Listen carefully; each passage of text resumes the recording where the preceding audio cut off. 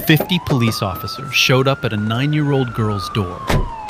Not to arrest anyone, not to deliver bad news. They came because of a sandwich. Half a peanut butter sandwich, the only food this little girl had left, that she gave to a starving man on a bench. Penny bouncy. A man she'd never met. A man nobody else would even look at. She didn't know he was someone important. She didn't know that one act would flip her entire life upside down. She didn't think about what she'd lose by giving away her only meal. She just saw a hungry person, and she shared what she had. And what happened next? I promise you, you're not ready for this. But to understand it, we need to go back to the beginning. So yeah, that's how it all began. Let's get into it. Richmond, Virginia, East Side. The kind of neighborhood where the streetlights flicker more than they shine, where every other storefront is boarded up, where the bus doesn't come on time, if it comes at all. This is where Mila Scott lives. She's 9, skinny, quiet, the kind of kid who doesn't complain, not because everything's fine, but because she figured out early that complaining doesn't change anything. Mila lives with her grandmother, Lorraine Scott, 65 years old, bad knees, arthritic hands. Works part-time cleaning office buildings on the other side of town. The kind of job where nobody learns your name. They just notice when the trash isn't emptied. Lorraine is all Mila has. Her mother, Denise, died 3 years ago. Car accident. One rainy night, one intersection, one truck that didn't stop. Mila was 6. She doesn't talk about it much. But there's a photo of Denise on the living room wall. Young, smiling, wearing a yellow sundress. Every morning, Mila walks past that photo on her way to the kitchen. She doesn't stop, but she always glances. Every single morning. Their house is small. 2 bedrooms. 1 bathroom with a faucet that drips. A kitchen where the linoleum is peeling at the corners. But here's the thing. It's clean. Spotless. Lorraine makes sure of that. She says a house can be poor, but it doesn't have to be dirty. That's her pride. Maybe her only pride left. This particular morning, a Tuesday, Mila wakes up at 6. No alarm. She just wakes up. Makes her bed, folds her pajamas, walks to the kitchen. She opens the fridge, almost empty. A bottle of ketchup, half a stick of butter, some leftover rice from 2 nights ago. She doesn't react, doesn't sigh, doesn't say anything. She just closes the fridge and opens the cabinet. 1 jar of peanut butter, almost scraped clean. 2 slices of bread, the last 2 in the bag. The heels. The ones nobody wants. Mila takes them out, spreads what's left of the peanut butter on both slices, presses them together, wraps the sandwich in a paper towel, and puts it in her backpack. That's her lunch. That's all she's got for the whole day. Lorraine comes out of her bedroom, moving slow. Her knees are bad today. You can tell by the way she grips the doorframe before she steps into the hallway. You eat something, baby? Yes, ma'am. I had cereal. She didn't. There's no cereal left either. But Mila says it anyway, because she knows Lorraine will skip her own food to feed her, and Mila would rather be hungry than watch her grandmother go without. 9 years old, already carrying weight that would crush most adults. Lorraine sits down at the kitchen table. There's a stack of envelopes, bills. She opens one, and her face tightens, sets it face down. Opens another. Same reaction. Face down. Then she picks up the phone. Mr. Brennan, this is Lorraine Scott. Yes, sir. I know it's overdue. I just need 1 more week. I get paid Friday and I can... She listens. Her jaw clenches. Yes, sir. I understand. Thank you. She hangs up, sits there for a moment. Then she pulls 1 more envelope from the stack. This one she doesn't open. She already knows what's inside. The eviction notice. 30 days. She hides it under the fruit bowl before Mila comes back into the kitchen. Grandma, I'm heading out. You got your lunch? Mila pats her backpack. Yes, ma'am. You be good. Always am. Mila walks out the front door, down the porch steps, past the cracked sidewalk, 6 blocks to the bus stop. She passes a payday loan shop with neon signs, a church handing out free coats, a barber shop where old men sit outside arguing about nothing. She reaches the bus stop, sits on the bench, sets her backpack on her lap, swings her legs, hums a little song, something her mother used to sing. She doesn't remember all the words, just the melody. And that's when she sees him.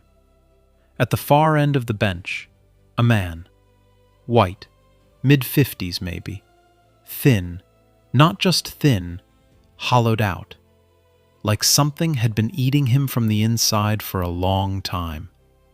His jacket is torn, his hands are shaking, not from the cold, from something deeper. He's slumped over, eyes half closed. He looks like he hasn't eaten in days. Mila looks at him, looks away, looks back. She doesn't think about it. That's the part that gets me. She doesn't run the math in her head, doesn't weigh the pros and cons, doesn't calculate what she'll lose. She just reaches into her backpack, pulls out the sandwich, unwraps it, and tears it in half. Not down the middle. She gives him the bigger piece, keeps the smaller one for herself. She places it gently on his knee, doesn't say a word, doesn't tap his shoulder, just sets it there, like it's the most normal thing in the world. The man's eyes open. He stares at the sandwich, then at her. His lips tremble. Why would you do that? Mila shrugs, casual, like someone just asked her why she picked the blue crayon. You looked hungrier than me. That's it. That's all she says. She bites into her little half, chews quietly, looks straight ahead. The bus is coming down the block. She can see it 3 stops away. The man picks up the sandwich with both hands, shaking. He takes one bite, closes his eyes, and a tear rolls down his face. Then another. He's not crying because of the food. He's crying because someone saw him. For the first time in, he can't even remember how long, someone looked at him like he was a person. The bus pulls up, doors open. Mila grabs her backpack, hops on, finds a seat by the window. She doesn't look back, doesn't wave, doesn't wait for a thank you. She's already thinking about her spelling test. The man sits there, holding half a peanut butter sandwich made from the last 2 slices of bread a 9-year-old girl had in her house. And he breaks down. Right there on that bench, sobbing. Nobody stops. People walk past. A woman pulls her kid closer and crosses the street. A guy in a suit glances over and keeps moving. Nobody stops. But here's the detail that changes everything. Mounted on the wall of the convenience store across the street, there's a security camera. Small, easy to miss, and it caught the whole thing, every second. The sandwich, the tear, the girl who gave without thinking. That footage is going to matter, more than anyone knows yet.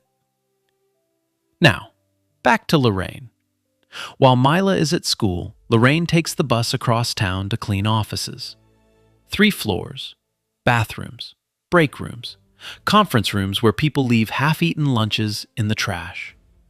Lorraine empties those trash cans without looking.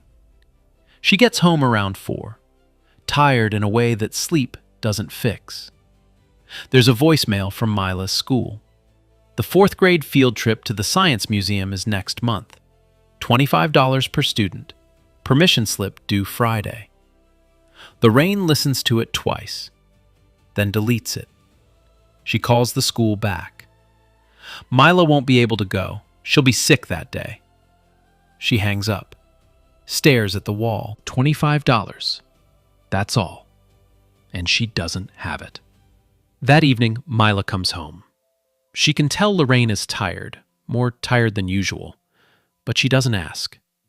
She sets her backpack down, does her homework at the kitchen table, eats the leftover rice from the fridge, cold, with a little ketchup.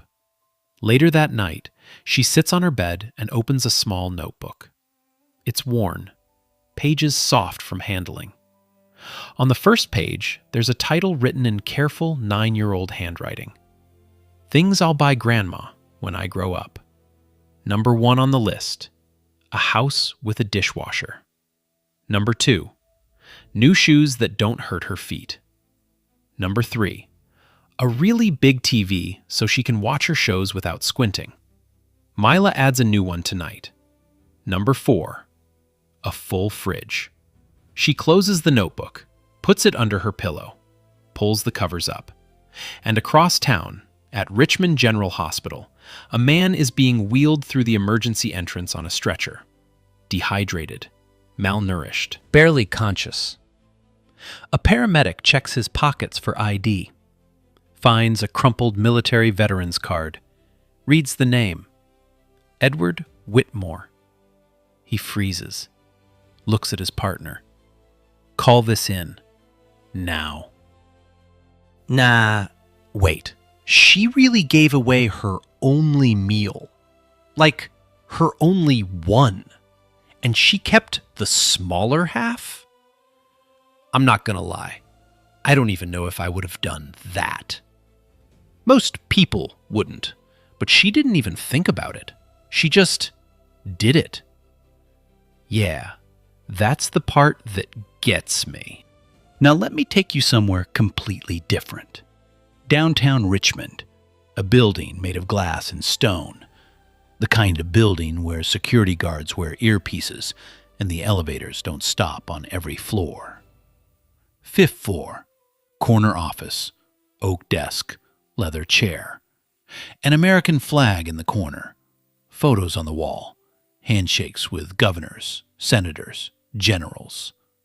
This is the office of Commissioner Gerald Whitmore. 62 years old, silver hair, jaw like it was carved from granite. The kind of man who walks into a room and everyone straightens up. Not because they like him, because they know better. Gerald Whitmore runs the Richmond Metropolitan Police Department. Has for 11 years. Old money, old power, old rules. The kind of man who believes problems are things you manage, quietly, efficiently, without mess. He's reviewing budget reports when his phone rings. Private line. He picks up on the second ring. Commissioner Whitmore. He listens. His hand stops moving. The pen drops. Say that again. He listens more. His face doesn't change. Not exactly, but something behind his eyes shifts. Something cracks. Where? Pause. Which hospital? He stands up, grabs his coat off the back of the chair. His aide, a young officer near the door, notices. Sir, is everything all right? Gerald doesn't answer right away. He buttons his coat, straightens his collar, then, quietly, they found Eddie. The aide blinks. Your brother? Gerald walks past him without another word. Here's what you need to know about Eddie Whitmore. He's 54. Gerald's younger brother by 8 years, served 2 tours overseas. Came back different. The Eddie who left was loud, funny, the one who made everyone laugh at Thanksgiving. The Eddie who came back barely spoke, couldn't sleep, couldn't sit still, couldn't be in a room with too many people. PTSD. Then alcohol. Then worse. Gerald tried to help, but Gerald only knows one way to help. Control. give orders, fix things by force. 2 years ago, Gerald arranged a treatment program. Expensive, private, the best doctors money could buy. But he didn't ask Eddie. He told him. Showed up with paperwork and a car waiting outside. Eddie looked at his brother and said, "I'm not your case to manage, Gerald." And he walked out. Disappeared. 2 years. No phone calls. No address. Nothing. Gerald searched at first. Filed a report. Sent officers. But Eddie knew how to vanish. The military taught him that. After 6 months, the trail went cold. After a year, Gerald stopped talking about it. Not because he stopped caring, because it hurt too much to keep hoping. And now, this phone call.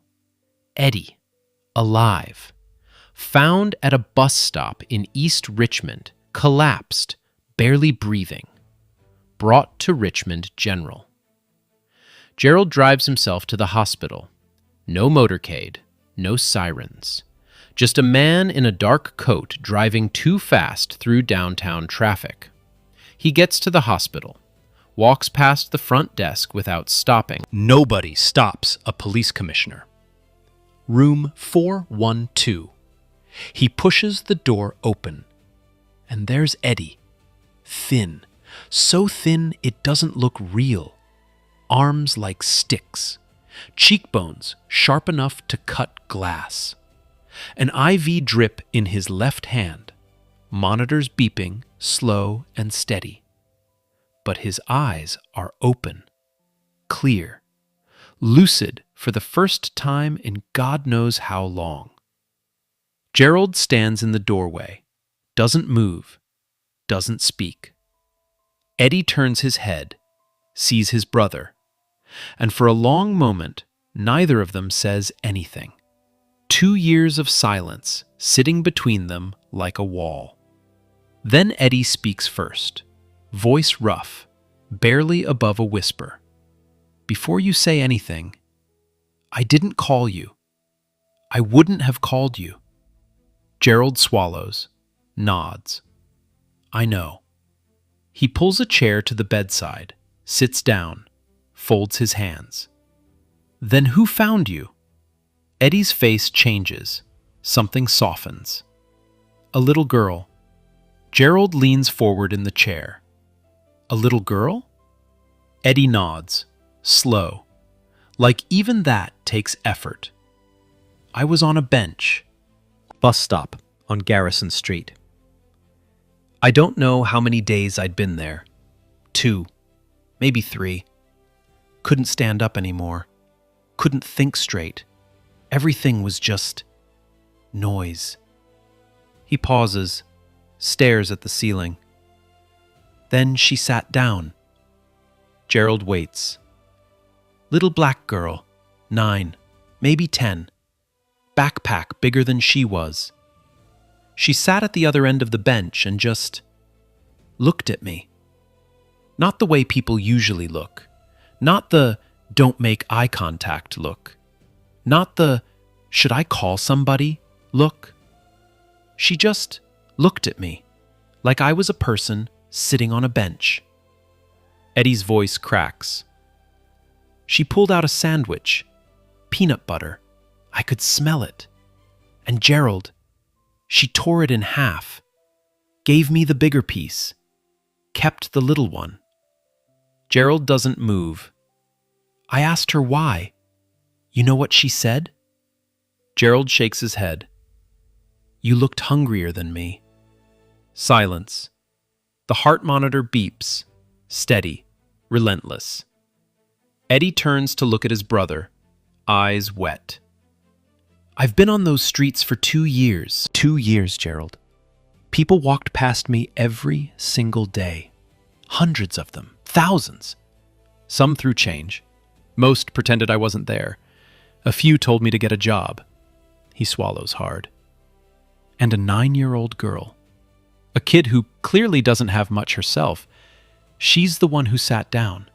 She's the one who shared her only food, not half, the bigger half. Gerald's jaw is tight.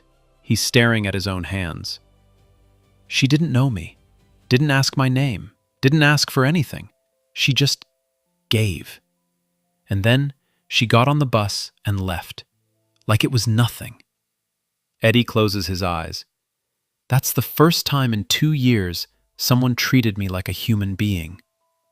Gerald sits there for a long time. The room is quiet except for the machines. Then he pulls out his phone. What did she look like? Small, thin, school uniform, navy blue, braids pulled back with a white ribbon. She got on the number 14 bus heading east. Gerald types something, hits send. What are you doing? Eddie asks. Finding her. He calls Lieutenant Brenda Holloway. Brenda is his community liaison officer, sharp, organized, the kind of person who remembers every name and every detail. Brenda, I need you to pull security footage. Bus stop on Garrison Street, this morning, between 7 and 7:30. There's a camera on the convenience store across the street.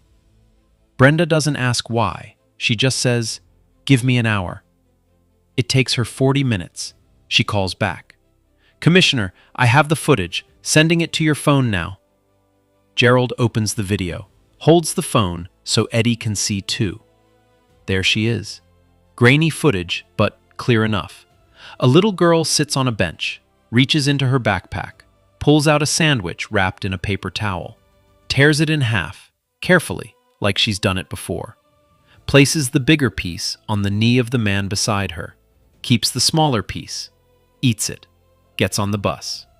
No hesitation, no performance, no looking around to see if anyone's watching, just quiet, instinctive kindness.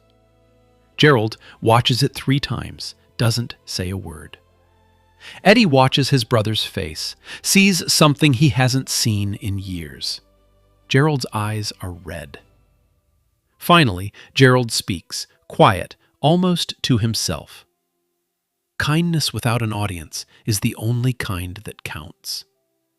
He puts the phone down. Brenda, I need you to find this girl. Name, school, address, everything. Brenda traces the bus route, contacts the school district, cross-references the uniform. Within 2 hours, she has it. Her name is Mila Scott, 9 years old, 4th grade at Eastwood Elementary. Lives with her grandmother, Lorraine Scott, on Maple Drive. Father unknown, mother deceased, 3 years ago.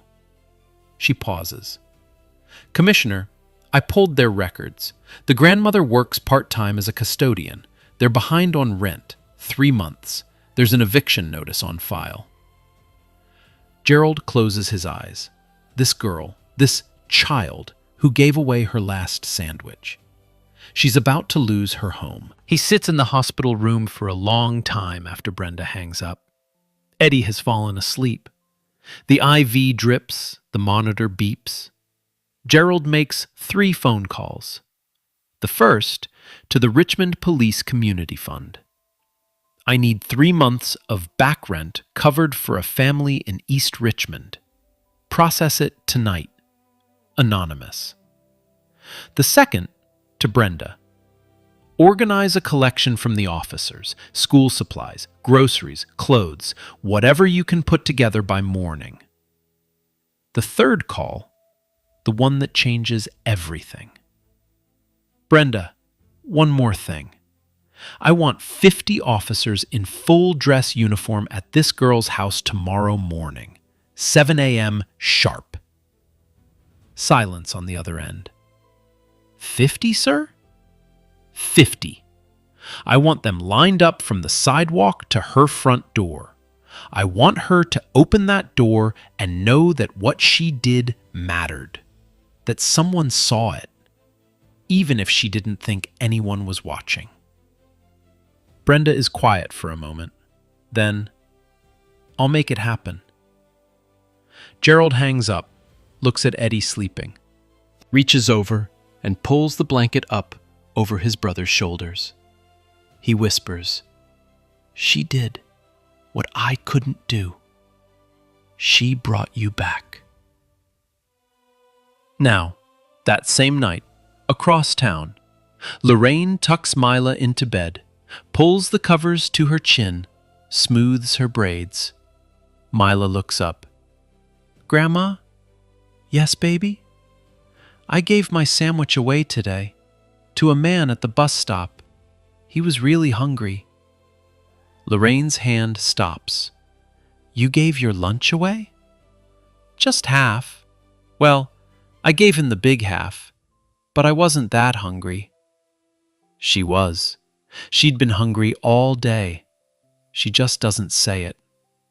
Lorraine's eyes fill up. She blinks fast, forces a smile. That was a kind thing to do, baby. Is it okay? I know we don't have a lot. Lorraine strokes her forehead, lies for the second time today. We have plenty, sweetheart. Don't you worry. Mila closes her eyes, asleep in minutes. Lorraine walks to the kitchen, opens the fridge, stands there looking at the empty shelves, closes it softly, sits down at the table in the dark. She doesn't know that 3 months of rent has already been paid. She doesn't know that 50 officers are pressing their dress uniforms right now. She doesn't know that everything is about to change. She just sits there, alone, wondering how she's going to make it through the week. 6 a.m. the next morning. The sun isn't fully up yet, just a thin line of gold along the rooftops of Maple Drive. The neighborhood is quiet. A dog barks somewhere down the block. A screen door creaks. Inside the house, Mila wakes up the way she always does. No alarm, eyes open, feet on the floor. Bed made before she leaves the room. She walks to the kitchen, opens the cabinet, stares at it. Empty. No bread, no peanut butter, nothing to pack. She closes the cabinet, doesn't react, just pours a glass of water and drinks it standing up. Lorraine is already on the phone in the hallway. Same voice as yesterday, same tone. Tired, careful. Begging without wanting to sound like she's begging. Mr. Brennan, I just need until Friday. I'll have something by Friday. Please? Mila pretends she doesn't hear. She puts on her school uniform, navy blue, white ribbon in her braids, backpack on. Same routine, same girl. She doesn't know today is different. But outside, 2 blocks away, it's already started. Police cruisers are pulling up, one by one, quietly. No sirens, no lights. Officers step out in full dress uniform, dark blue, brass buttons, white gloves, shoes polished to mirrors. They line up along the sidewalk, silent, disciplined. 2 rows forming a perfect path from the street to Mila's front porch. A neighbor across the street peeks through her blinds. Then another, then another. Doors crack open.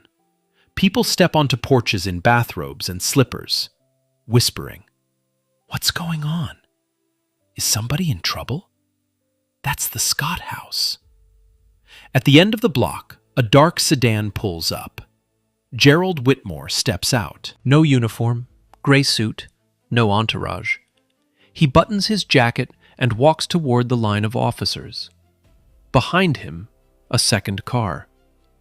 The door opens slowly. Eddie Whitmore gets out.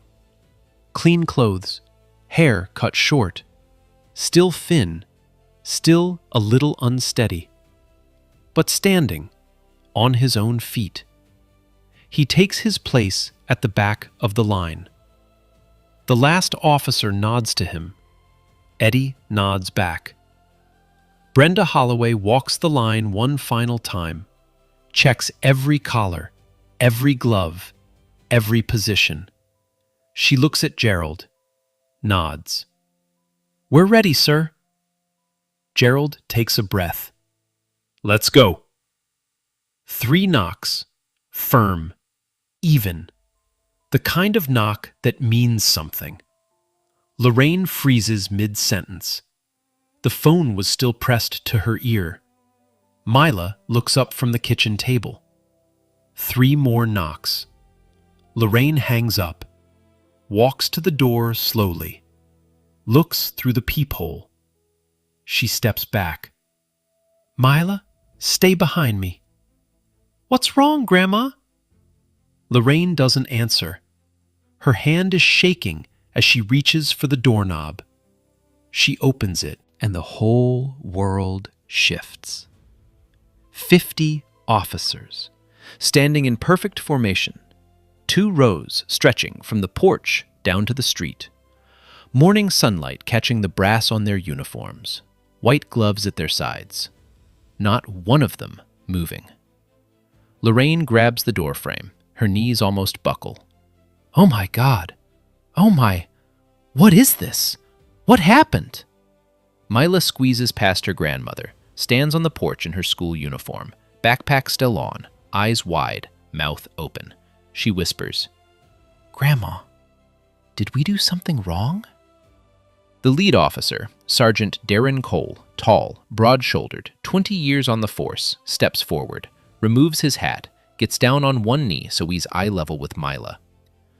"Sweetheart, we're not here because you did something wrong." He smiles, gentle. "We're here because you did the only thing that was right."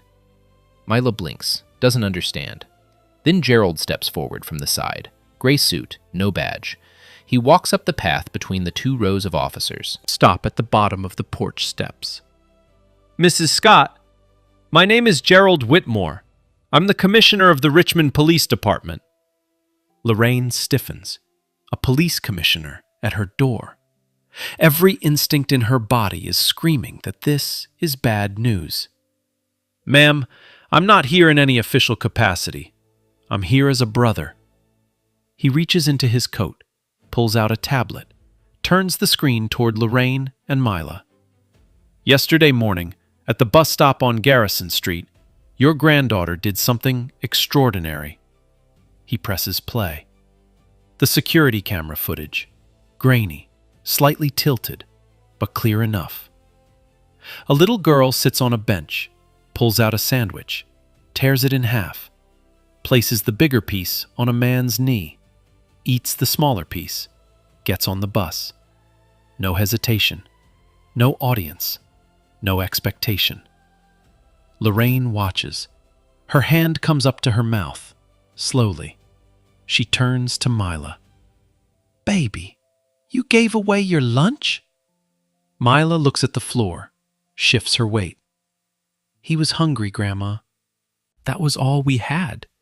"I know." Lorraine's face crumbles. Not anger, not disappointment, something deeper. She realizes her granddaughter went hungry the entire day yesterday, ate cold rice and ketchup for dinner without a word of complaint, because she'd given her only food to a stranger. She pulls Mila into her arms, holds her so tight. Gerald gives them a moment, then speaks again.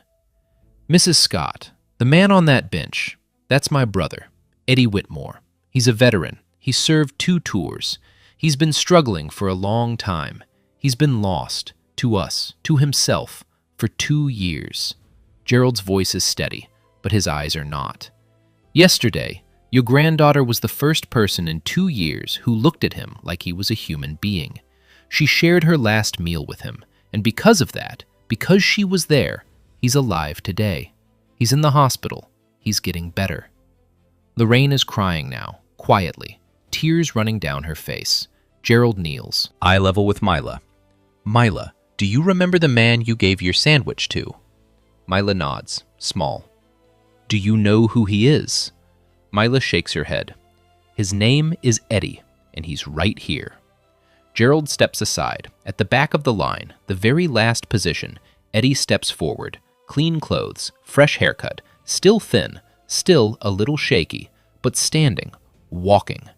Mila sees him. Her eyes go wide. Eddie? She doesn't call him Mr. Whitmore. She doesn't call him Sir. She calls him the only name that matters, the name of the man on the bench. She runs down the porch steps, past the officers, past Gerald, straight to him. Eddie drops to his knees, catches her in a hug. He's shaking. She's shaking. He whispers into her hair, voice broken. "You saved my life with half a sandwich." Mila buries her face in his shoulder, doesn't say anything, just holds on. 50 officers stand at attention. Some of them are blinking hard. A few aren't even trying to hide it. Sergeant Cole turns his head slightly and wipes his eye with the back of his glove. Lorraine stands on the porch, hand over her mouth, watching her granddaughter hold a man she saved with the only thing she had. Gerald watches too, and for the first time in a very long time, he doesn't have a plan. He doesn't have a strategy. He doesn't have an angle. He just has this. After a long moment, Brenda steps forward, clears her throat softly.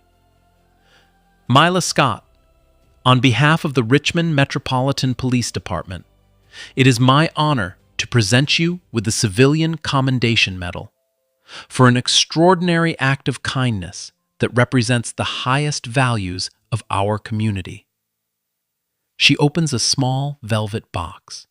Inside, a medal, gold, engraved. Mila stares at it like it's from another planet. "You are the youngest person in Richmond's history to receive this honor." Mila takes it with both hands, looks at it, looks up at Lorraine. "Grandma, look." Lorraine nods, can't speak. But Gerald isn't finished. He reaches into his coat again, pulls out an envelope, hands it to Lorraine. "Mrs. Scott, this is from the Richmond Police Community Fund. Your back rent, 3 months, has been taken care of." Lorraine opens the envelope, reads the letter inside. Her hands are trembling. She looks up at Gerald, opens her mouth, closes it, opens it again. Nothing comes out. Gerald just nods. "Your granddaughter earned this, every bit of it." Then, a small truck pulls up at the curb. Brenda organized it overnight. Officers' families donated through the night. Groceries, school supplies, new backpack, winter coat, boxes of food. 2 officers carry the first box up the porch steps, then another, then another. Neighbors are on their porches now, watching. A woman across the street starts clapping. Slow at first, then her husband joins, then the man next door, then the whole block. Applause rolls down Maple Drive like a wave. Mila stands in the middle of it all, medal in one hand, Eddie's hand in the other. She doesn't fully understand what's happening. She's 9. But she knows one thing. She's not hungry today. By noon, the story is everywhere.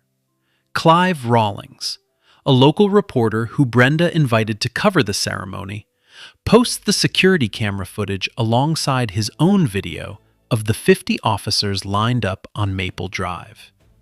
He titles it, "9-year-old gives starving man her last meal. What happens next will break you." Within an hour, it has 10,000 views. By 3 o'clock, 200,000. By dinner time, over 1 million. And it's not slowing down. The comments pour in, thousands of them. Most of them are beautiful. "I'm a grown man sitting in my truck crying over a peanut butter sandwich. This child has more humanity in her little finger than most of us have in our whole body. Mila Scott, remember that name." People start sharing their own stories. A woman in Ohio talks about a stranger who paid her grocery bill when her card was declined. A man in Texas describes a homeless vet who gave him directions when he was lost. Small kindnesses. The kind nobody films. The kind nobody claps for. Mila's story cracks something open. A crowdfunding page appears, not set up by Gerald, not by the police department, but by a stranger in North Carolina who saw the video and couldn't stop thinking about it. Title: For Mila and Lorraine, because kindness deserves a safety net. $5,000 in the first hour, then 10, then 20. Lorraine doesn't know about any of this. She's in the kitchen putting groceries away, opening boxes, stacking cans in the cabinet. She keeps stopping to touch them, like she's making sure they're real. Mila is at the kitchen table doing homework, metal sitting next to her pencil case. Every few minutes, she looks at it, touches the edge, goes back to her worksheet. It's quiet. It's peaceful. It doesn't last, because with attention comes noise, and not all of it is kind. By evening, the other comments start showing up, the ones that feel like a punch to the gut. Convenient timing. Cop PR stunt. Why does everything have to be about race? So a black kid gives a white man a sandwich and suddenly she's a hero? Please. This is poverty porn. They're using this child. Lorraine finds them. She's not on social media much, but a neighbor texts her a link. You should see what people are saying. She shouldn't have looked. She reads one comment, then another, then another. Each one a small knife. Not because they're true, but because they take the purest thing her granddaughter ever did and twist it into something ugly. She turns off her phone, sets it face down on the table, sits there in the kitchen, same table, same chair. But the air feels different now. The next morning, Lorraine calls Gerald. Mr. Whitmore, I want to thank you for everything you've done. I truly mean that. But I need to say something. Gerald listens. I don't want my granddaughter to become a display, a headline. She's 9 years old. She gave a man a sandwich because she's a good kid. That's all. She didn't do it for medals. She didn't do it for cameras. And I don't want her growing up thinking kindness only matters when somebody's filming it. Silence on the line. You said something yesterday, Mr. Whitmore. Kindness without an audience. That's what Mila did. And right now, with all this attention, it feels like we're putting an audience on it. And I don't like how that feels. Gerald is quiet for a long time. Then, you're right, Mrs. Scott. And I'm sorry. He means it, because Lorraine just held up a mirror. His own words, kindness without an audience, and he'd turned Mila's act into the biggest audience in Richmond. That afternoon, Gerald makes calls, declines every interview request, shuts down media access. Issues a statement through Brenda. The Scott family has asked for privacy. We will honor that completely. Brenda contacts the crowdfunding platform, asks them to disable comments. The money keeps coming in, but the noise stops. That evening, Eddie calls Mila from the hospital phone. Hey kid, are you doing okay? I'm okay. Are you eating? Eddie laughs. First real laugh in years. Yeah, 3 meals a day. They won't let me skip. Good. Pause. Eddie, I don't like being on the internet. Yeah, me neither, kid. Can it just be normal again? Eddie smiles, looks out the hospital window.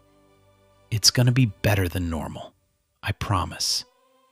2 weeks later, Eddie is still at the VA hospital, but he's different now. Eating 3 meals a day, sleeping through the night, most nights, walking the hallways in the morning, talking to the counselors, not because anyone's forcing him, because he wants to. He started working in the hospital's wood shop, occupational therapy, something to do with his hands. The instructor showed him how to carve. Birds, mostly. Simple shapes, smooth edges. Eddie turns out to be good at it. Really good. There's something in the repetition, the slow scraping of the blade, the grain of the wood revealing itself, that quiets the noise in his head better than anything else has in years. He's working on a small bird right now, a wren. Fits in the palm of his hand. He's been sanding it for 3 days, getting it perfect. A nurse asks him, "Who's that for?" Eddie holds it up to the light, turns it slowly. "For the girl who sat with me." Meanwhile, Gerald is doing something he's never done before. He's asking for permission. He sits across from Eddie in the hospital courtyard. 2 brothers on a bench. Different bench, different world. Same silence. "I talked to the VA director," Gerald says. "There's a full rehabilitation program, housing support, job training, counseling, long-term." Not the 30-day kind, the real kind.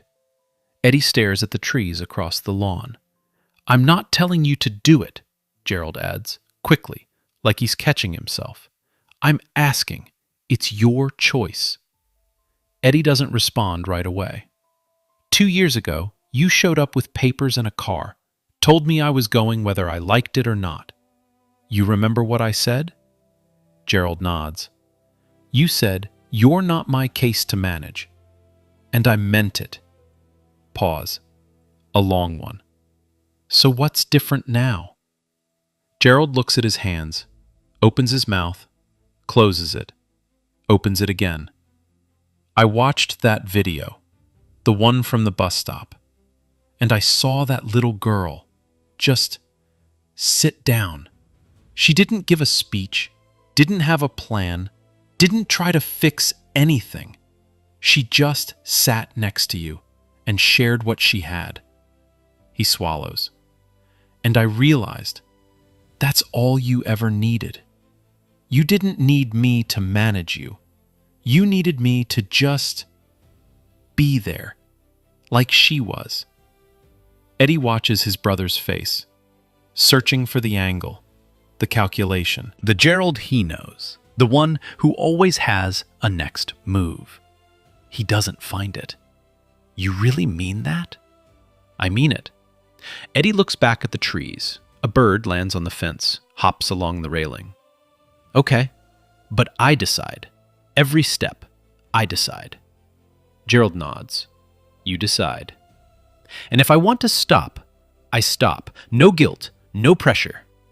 No guilt, no pressure." Eddie exhales, long and slow, like he's been holding his breath for 2 years. "Okay. That's it. No handshake, no hug, just okay." But Gerald's eyes are red when he stands up, and Eddie pretends not to notice, the way brothers do. Now, Lorraine. Something unexpected arrives in the mail, a letter from a legal aid organization. The return address reads Richmond Community Justice Center. Lorraine opens it cautiously. She's learned to be afraid of envelopes, but this one is different. The letter explains that Lieutenant Brenda Holloway referred her case to the center. A pro bono attorney has reviewed Lorraine's rental agreement, and what they found changes everything. Her landlord, Mr. Brennan, has been overcharging her for years. Illegal fees buried in the fine print, maintenance charges for repairs that were never made, a late penalty that exceeds the legal limit by 300%. The letter lays it out in plain language. Lorraine reads each line twice. The attorney, a woman named Claire Dawson, is offering to represent Lorraine at no cost. She's already filed a formal complaint with the housing authority, and she's requesting a renegotiation of the lease. Lorraine sits at the kitchen table. Same chair she sat in that night in the dark. Same table where she hid the eviction notice under the fruit bowl. She reads the letter one more time. Then she picks up the phone and calls the number at the bottom. "Ms. Dawson? This is Lorraine Scott. I got your letter. Mrs. Scott, thank you for calling. I want you to know you have a very strong case. Your landlord has been in violation for at least 3 years. We can get your rent reduced by 40% and have the eviction notice thrown out entirely. Lorraine is quiet. Mrs. Scott, are you there? I'm here. I'm just... She presses her hand flat against the table, steadying herself. Nobody ever told me I had rights. Claire's voice softens. You do, Mrs. Scott, and we're going to make sure they're respected. 2 days later, it's official. The eviction is canceled. The rent is renegotiated. Lorraine's monthly payment drops by nearly half. No more threats, no more begging Mr. Brennan for 1 more week. And here's what matters. This isn't Gerald pulling strings. He didn't call the judge, didn't send an officer, didn't use his badge. This is the system working the way it's supposed to.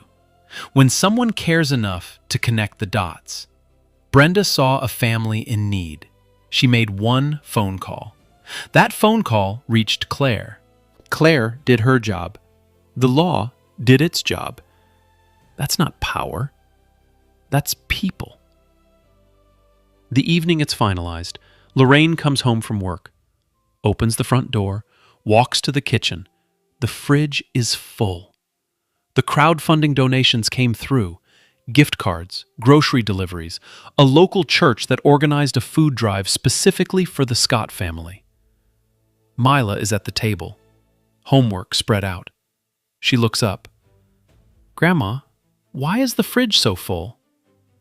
Lorraine sets down her bag, looks at the fridge, looks at Mila. She smiles. First real smile in, she can't remember how long. Because people remembered how to be fair, baby. Mila tilts her head. What do you mean? I mean, sometimes the world gets it right. Not always, but sometimes. Mila thinks about that for a second, then nods, goes back to her homework. Lorraine opens the fridge, just to look at it. The shelves are full. Milk, eggs, bread. Real bread, not just the heels. She stands there for a moment, hand on the door, eyes closed. Then she whispers, so quiet that Mila doesn't hear it. Thank you, Denise. Our baby's gonna be all right. She closes the fridge, wipes her eyes, starts making dinner. A real dinner, with enough for seconds. 1 month later, a Saturday afternoon, warm, October sun coming through the kitchen window in long golden stripes. Lorraine is at the stove, stirring a pot of soup, the good kind, with real chicken, real vegetables, real broth. Not the kind from a can, the kind that fills the whole house with a smell that says, somebody loves you. A knock at the door. Gentle this time, not 50 officers, just one man. Mila runs to open it. Eddie stands on the porch. Clean flannel shirt, jeans that fit, hair trimmed neat. He's still thin, that won't change overnight, but his eyes are different. Steady, clear, present. He's holding something behind his back. Hey, kid. Eddie! Mila grabs his hand and pulls him inside. Grandma made soup, the real kind. I know.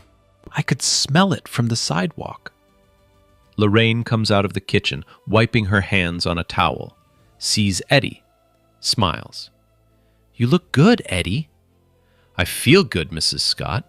This is the first time I've been able to say that and mean it. He reaches behind his back, pulls out the wooden bird, small, smooth, perfect. He kneels down to Mila. I made this for you, in the wood shop at the hospital. It's a wren. They're small. Eddie's hand shakes a little when he lifts the spoon. Mila notices, doesn't say anything, just slides the bread closer to him so he can reach it easier. Lorraine says grace, Eddie bows his head. First time he sat at a table for a meal with family in over 2 years. After dinner, Mila asks Eddie about the military. He tells her a funny story about a sergeant who was afraid of spiders. She laughs so hard she snorts. Lorraine laughs at Mila laughing. Eddie laughs at both of them. The kitchen is small. The table is small. The house is small. But right now, right here, nothing about this feels small. Later, after Eddie has gone, Mila and Lorraine sit on the front porch. Evening. Fireflies are just starting to blink in the yard. Mila holds the wooden bird in her lap. Lorraine puts her arm around her granddaughter, pulls her close. You know why I'm proud of you? Because I helped Eddie? Lorraine shakes her head. Because you helped him when nobody was watching. Mila leans her head against her grandmother's shoulder, closes her eyes. The fireflies float. The porch creaks. The sky turns purple. Quiet. 6 months later, Eddie lives in a small apartment near the VA. Nothing fancy, clean, quiet. His. On the windowsill, 3 wooden birds he carved himself. He volunteers at a veterans shelter on weekends, teaches other guys how to work with their hands, tells them the same thing every time. You're not broken. You're just stuck. There's a difference. Every Sunday he drives to Maple Drive. Dinner with Lorraine and Mila. Their table has 3 chairs now. Permanent. Mila's school starts a new program. They call it the Kindness Bench. A wooden bench outside the front entrance. Any kid who needs someone to talk to can sit there, and someone will come. Every time. The plaque on the side reads, Inspired by Mila Scott, because sitting down matters.